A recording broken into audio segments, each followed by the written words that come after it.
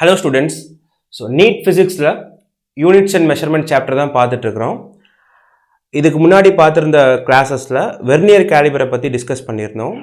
Vernier Caliper எதுக்கு அப்படினா length accurate measure பண்றதுக்கு. சரியா?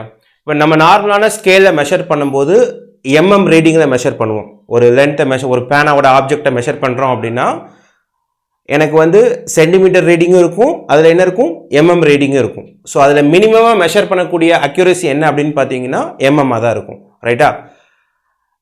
வெர்னியர் காலிபர் எதுக்கு ஹெல்ப் பண்ணுது அப்படின்னு பார்த்தீங்கன்னா mm அக்யூரசியை தாண்டி 0.1 mm லெவல்லையும் நம்ம என்ன பண்ண முடியும் அப்படின்னா வெர்னியர் காலிபரில் மெஷர் பண்ண முடியும். வெர்னியர் காலிபரை பொறுத்த வரைக்கும் 0.1 mm அக்யூரசியை கூட நம்ம என்ன பண்ண முடியும் மெஷர் பண்ண முடியும். வெர்னியர் காலிபர்லேயே டிஃப்ரெண்ட் டைப்ஸ் இருக்குது, அதில் டிஃப்ரெண்ட் லெவல் ஆஃப் அக்யூரசி இருக்கும். வெர்னியர் காலிபரை விட இன்னும் பெட்டரான லென்த்தை மெஷர் பண்ணுறதுக்கு ஆஃபர் பண்ணுறது தான் யாருன்னா ஸ்க்ரூ காஜ். ஸ்க்ரூ காஜை பொறுத்த வரைக்கும் ஒரு நார்மலாக நம்ம வச்சுருக்கக்கூடிய ஸ்க்ரூ காஜ்லேயே 0.01 mm லெவல் அக்யூரசியை நம்மளால் என்ன பண்ண முடியும் மெஷர் பண்ண முடியும். சரியா? ஓகே.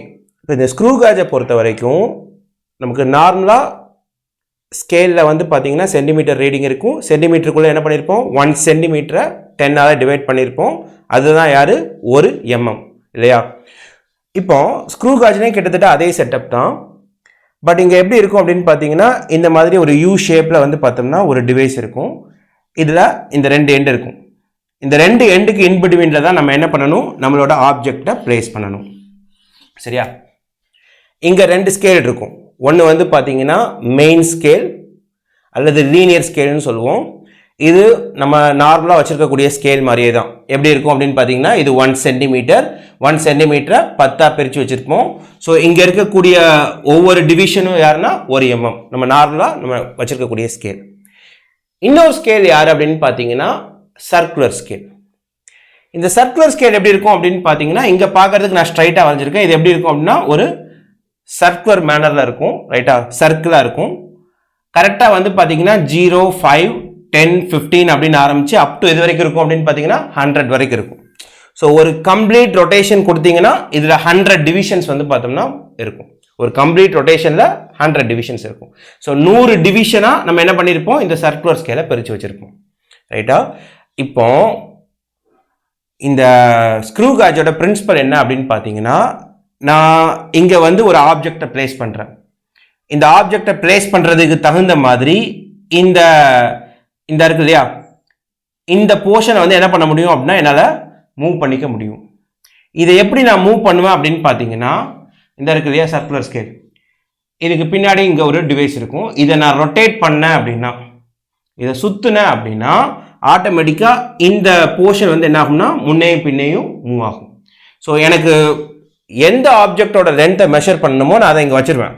சே எக்ஸாம்பிள் நான் ஒரு சாக் பீஸை மெஷர் பண்ணணும் அப்படின்னா இதை நான் சுற்றிக்கிட்டு இருப்பேன். இதை சுற்றும் போது ஆட்டோமேட்டிக்காக இந்த போர்ஷன் என்ன ஆகும் அப்படியே முன்னாடி வரும். முன்னாடி வந்து இந்த சாக் பீஸோட என்ன ஆகிக்கும் லாக் ஆகிக்கும். நமக்கு ஸ்க்ரூ காஜை பொறுத்த வரைக்கும் அதோட மெயின் பர்பஸ் எதுக்கு அப்படின்னு பார்த்தீங்கன்னா ஸ்பெரிக்கல் ஷேப், சிலிண்ட்ரிக்கல் ஷேப். இது ரெண்டோட இப்போ ஸ்பெரிக்கல் ஷேப்பில் ஒரு பால் இருக்குது அப்படின்னாலோ இல்லை ஒரு சிலிண்ட்ரிக்கல் பாட்டில் இருக்குது அப்படின்னாலோ அதோட டயாமீட்டரை மெஷர் பண்ணணும் அப்படின்னா ஈஸியாக என்ன பண்ண முடியும் அப்படின்னா இதில் ஃபிட் பண்ண முடியும். லீனியர் ஸ்கேல் நம்ம நார்மல் ஸ்கேலை பொறுத்த வரைக்கும் லென்த்தி ஆப்ஜெக்ட்ஸை தான் மெஷர் பண்ண முடியும். இப்போ உதாரணத்துக்கு வந்து பார்த்தீங்கன்னா ஒரு நார்மல் ஸ்கேலை எடுத்துக்கிட்டு ஒரு இந்த சாக் பீஸோட டயாமீட்டரை மெஷர் பண்ண முடியுமான்னு கேட்டால் ரொம்ப டஃப்பாக இருக்கும். கரெக்டாக வச்சு மெஷர் பண்ணுறது கஷ்டம். பட் அதுவே இதில் வச்சுட்டோம் அப்படின்னா இங்கே வச்சுட்டு என்ன பண்ணிடுவோம் லாக் பண்ணிடுவோம். இதை அப்படியே மூவ் பண்ணி என்ன பண்ணுவோம் லாக் பண்ணுவோம். ஸோ லாக் பண்ணும்போது இங்கே 2 ரீடிங் நமக்கு வந்து அவைலபிளாக இருக்கும். இந்த 2 ரீடிங் யார் அப்படின்னு பார்த்தீங்கன்னா ஒன்று மெயின் ஸ்கேல் ரீடிங், இன்னொன்று என்ன சர்க்குலர் ஸ்கேல் ரீடிங். ஸோ இங்கே கான்செப்ட் சிம்பிள். எப்படி அப்படின்னு பார்த்தீங்கன்னா இதை ஒரு ரொட்டேஷன் சுற்றுனீங்க அப்படின்னா இது இங்கேருந்து ஒரு mmக்கு நகரும். இந்த இருக்கு இல்லையா இங்கேருந்து இங்கே நகருதுன்னு வைங்க, இப்படி இருக்கு. இது ஒரு mm. இனிஷியலாக 0ல் இருக்கு. 0லேருந்து திருப்பி அடுத்த 0 வரும்போது இந்த போர்ஷன் என்ன இருக்கும் அப்படின்னு பார்த்தீங்கன்னா இங்கே வந்திருக்கும். தட் மீன்ஸ் இந்த டிவைஸ் வந்து பார்த்தோன்னா கரெக்டாக இந்த ஏரியா வந்து ஒரு mm வந்து நகர்ந்துருக்கும். ஸோ 100 டிவிஷன்ஸ் மூவ் பண்ண அப்படின்னா அல்லது ஒரு ரொட்டேஷன் கொடுத்தேன் அப்படின்னா ஒரு கம்ப்ளீட் ரொட்டேஷன் சர்க்குலர் ஸ்கேல் ஒரு கம்ப்ளீட் ரொட்டேஷன் போச்சு அப்படின்னா எனக்கு 1 mm லென்த்தை மெஷர் பண்ண முடியும்.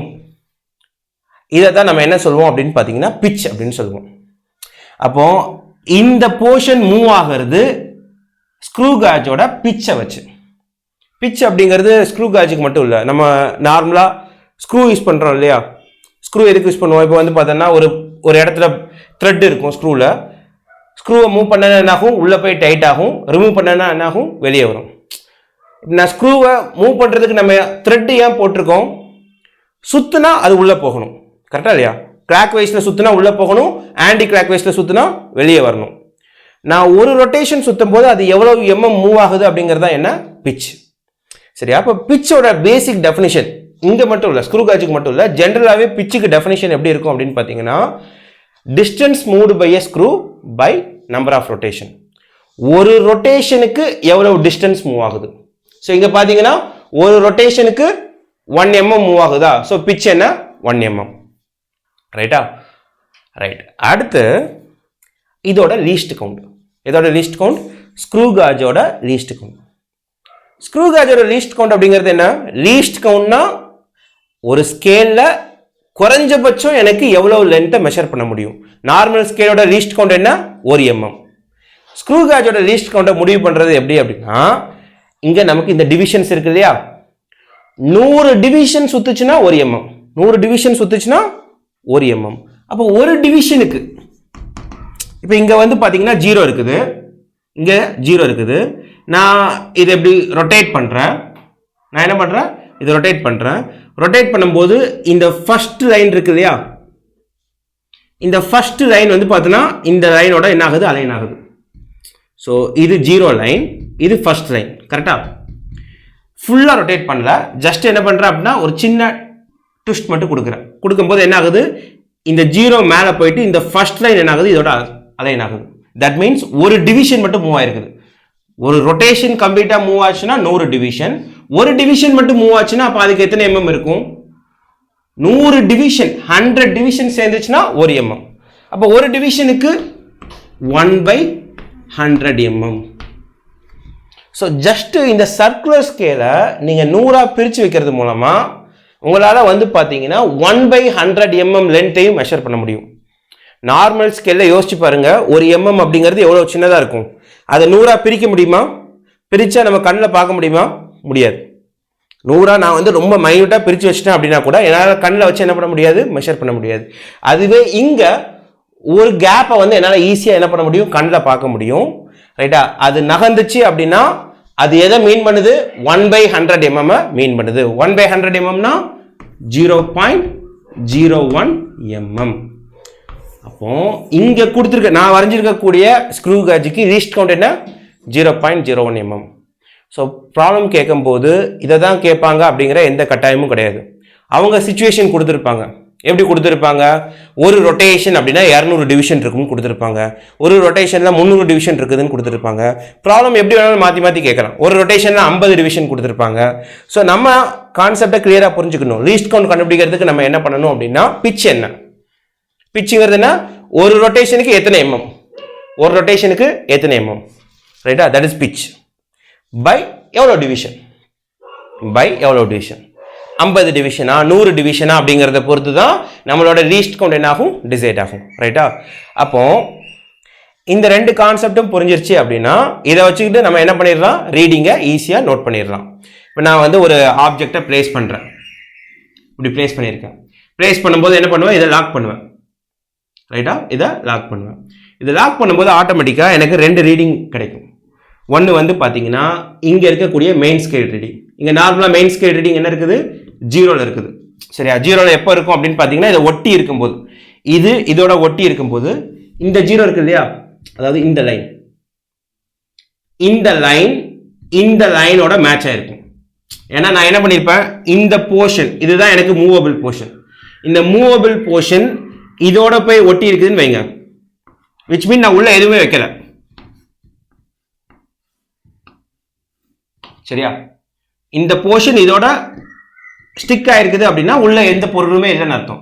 அப்போ இந்த லைன் இருக்கு இல்லையா, இந்த சர்க்குலர் ஸ்கேலோட இந்த லைன் இந்த 0வோட இருக்கும், இங்க இருக்கும். கரெக்டா சொல்ல போனா இப்படி இருக்கும். ரைட்டா, there is no reading அர்த்தம். அப்போ சரியா, நான் இதை பேக்ல திருப்ப திருப்ப இது அப்படியே என்னாகும், நகர்ந்து போகும். இதை இப்படி திருப்ப திருப்ப எப்படி என்னாகும், பின்னாடி நகர்ந்து போகும். நகர்ந்து போயிட்டு நான் ஒரு ஆப்ஜெக்டை வச்சிருக்கேன். ஸோ ஆப்ஜெக்டை வைக்கும்போது கரெக்டாக எனக்கு எங்கே நிற்குது அப்படின்னு பார்த்தீங்கன்னா இந்த இடத்துல வந்து நிற்குது. இந்த இடத்துல வந்து நிற்குது.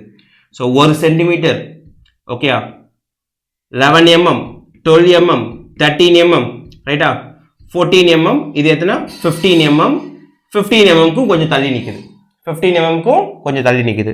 ஸோ மெயின் ரீடிங் பார்க்கும்போது நம்ம என்ன பண்ணுவோம் அப்படின்னா நார்மலாக இந்த லென்த் என்னன்னு பார்த்துக்குவோம். இந்த லென்த் என்ன, மெயின் ஸ்கேல் ரீடிங் அல்லது பிச் ஸ்கேல் ரீடிங் ரைட்டா. ரெண்டாவது இங்கே 0 அலைன் ஆகிற மாதிரி நான் வரைஞ்சிருக்கிறேன். சப்போஸ் 0 அலைன் ஆகாமல் 5ஓ 10ஓ 15ஓ அலைன் ஆயிருக்குது அப்படின்னா இந்த லைனோட இங்கே இருக்கக்கூடிய 5, 10, 15, 16, 20, 25 அப்படி நிறைய டிவிஷன்ஸ் இருக்கு இல்லையா, எந்த டிவிஷன் இந்த லைனோட அலைன் ஆயிருக்குதுன்னு பார்க்கணும். இதில் இருக்கக்கூடிய எந்த டிவிஷன் இந்த லைனோட அலைன் ஆயிருக்குதுன்னு பார்க்கணும். சே எக்ஸாம்பிள் வந்து பார்த்தீங்கன்னா 60th டிவிஷன் வந்து அலைன் ஆயிருக்குதுன்னு வைங்க. அப்போ என்ன அர்த்தம், இந்த சர்க்குலர் ஸ்கேல் 60 டிவிஷன் மூவ் ஆயிருக்குது. Circular scale already 10 mm, 11, 12, 13, 14, 15 mm வந்தாச்சு. 15 mmக்கு அப்புறம் எவ்வளவு கேப் மூவ் ஆயிருக்குதுன்னு நான் பார்க்கணும். 16 கிடையாது கண்டிப்பா. ஸோ 15க்கும் 16க்கும் இன்பிட்வீன்ல தான் இருக்குது ரைட்டா. 15க்கும் 16க்கும் இன்பிட்வீன்ல இந்த பாயிண்ட் நிற்குது. அப்போ 15 mmல இருந்து நான் எவ்வளவு தள்ளி போய் நிற்கிறேன். அப்போ நான் இங்கே பார்க்குறேன், இங்கே பார்த்தா எனக்கு 60th டிவிஷன் என்ன இருக்குது, அலைன் ஆயிருக்குது. ஸோ எனக்கு தான் தெரியுமே ஒரு டிவிஷன் தான் எத்தனை mm, 0.01 mm. அப்போ 60 டிவிஷன் அலைன் ஆயிருக்குது அப்படின்னா 60 into 0.01 mm சரியா. ஸோ 60 into 0.01 போட்டோம் அப்படின்னா நமக்கு என்ன வரும், 0.01 மல்டிப்ளை பண்ணீங்கன்னா ஸோ 60 வரும், 2 டிஜிட்ஸ் தள்ளி 0.6 mm கரெக்டா. அப்போ இங்கே ரீடிங் எப்படி இருக்கும் அப்படின்னு பார்த்தீங்கன்னா 15 mm, அது போக என்ன ஒரு 0.6 mm. ஸோ டோட்டல் ரீடிங் எப்படி பார்ப்போம், மெயின் ஸ்கேல் ரீடிங் பார்த்துடணும், அப்புறம் இந்த சர்க்குலர் ஸ்கேல் எத்தனாவது டிவிஷன், சர்க்குலர் ஸ்கேல் ரீடிங்கிறது என்ன, டிவிஷனை கொடுக்கும் இன்ட்டு லீஸ்ட் கவுண்ட் என்ன. லீஸ்ட் கவுண்ட் என்ன அர்த்தம், 1 டிவிஷனுக்கான mm. ஸோ கான்செப்ட் இதுதான். மெயின் ஸ்கேல் ரீடிங் நம்ம நார்மலாக மெஷர் பண்ணிடுவோம், plus circular scale reading which மீன் எத்தனாவது டிவிஷன் மல்டிப்ளைடு பை என்ன, லீஸ்ட் கவுண்ட். லீஸ்ட் கவுண்ட் என்ன அர்த்தம், ஒரு டிவிஷனுக்கான mm, ஒரு டிவிஷனுக்கான லென்த். ஓகேயா, இதுதான் என்ன ஸ்க்ரூ காஜோட பிரின்சிபல். அப்போ நான் இங்கே எந்த விதமான புதுசாக எலக்ட்ரானிக் டிவைசஸ்லாம் யூஸ் பண்ணல. லென்த்தை அக்யூரேட்டாக மெஷர் பண்ணணும் அப்படிங்கிறதுக்கு நான் சிம்பிளாக என்ன பண்ணுறேன், ஒரு நார்மல் ஸ்கேலோட ஒரு சர்க்குலர் ஸ்கேலை ஃபிட் பண்ணுறேன். அந்த சர்க்குலர் ஸ்கேலை என்ன பண்ணுறேன், 100ஆக பிரித்து வைக்கிறேன் அல்லது 50ஆக பிரித்து வைக்கிறேன். அப்படி 100ஆவோ 50ஆவோ பிரித்து வைக்கும்போது அதுக்கு எனக்கு என்ன அர்த்தம், நார்மல் ஸ்கேலில் ஒரு mm நான் 100ஆக பிரித்து வைக்கிறேன்னு அர்த்தம். நார்மல் ஸ்கேலில் 1 mm 100ஆக பிரித்து வைக்கிறேன், நார்மல் ஸ்கேலில் 1 mm 50ஆக பிரித்து வைக்கிறேன். ஸோ நார்மலாக நம்மளால் அதை பண்ண முடியாது. நார்மல் ஸ்கேலில் நார்மலாக என்ன பண்ண முடியாது, ஒரு mm 100ஆவோ 10ஆக பிரித்தாலே நம்மளால் என்ன பண்ண முடியாது, ரீட் பண்ணுறது கஷ்டம். பட் இந்த ஸ்க்ரூ காஜ் நமக்கு இந்த அட்வான்டேஜ் தான் நமக்கு என்ன பண்ணுது, கொடுக்குது. ஓகேயா, ரைட்.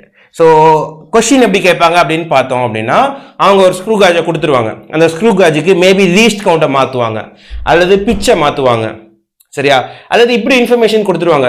நான் ஒரு ஸ்க்ரூ காஜ் வச்சிருக்கேன், அந்த ஸ்க்ரூ காஜில் ஒரு ரொட்டேஷன் போச்சுன்னா 2 mm அப்படின்னு சொல்லி கொடுத்துருப்பாங்க. ஒரு ரொட்டேஷன் போச்சுன்னா 0.5 mm அப்படின்னு கொஸ்டினில் கொடுப்பாங்க. அல்லது லீஸ்ட் கவுண்ட் எப்படி கொடுப்பாங்க அப்படின்னா நான் வந்து சர்க்குலர் ஸ்கேலை 200 டிவிஷனாக பிரித்து வச்சுருக்கேன், 50 டிவிஷனாக பிரித்து வச்சுருக்கேன் அப்படின்னு சொல்லிட்டு கொஷினில் இன்ஃபர்மேஷனை மாற்றிக்கிட்டே இருப்பாங்க. கான்செப்டை புரிஞ்சு வச்சுக்கிட்டு நம்ம ரீடிங்கை நோட் பண்ண வேண்டியிருக்கும். மெயினாக ஸ்க்ரூ காஜ் ரீட் பண்ணுறதுக்கு முன்னாடி இந்த லைனும் என்ன இருக்கணும், ஒன்னோட ஒன்று கரெக்டாக மேட்ச் ஆகிருக்கணும். அப்படி மேட்ச் ஆயிருந்துச்சுன்னா தான் இதுலேருந்து வரக்கூடிய லென்த் எரர் இல்லாமல் இருக்குதுன்னு அர்த்தம்.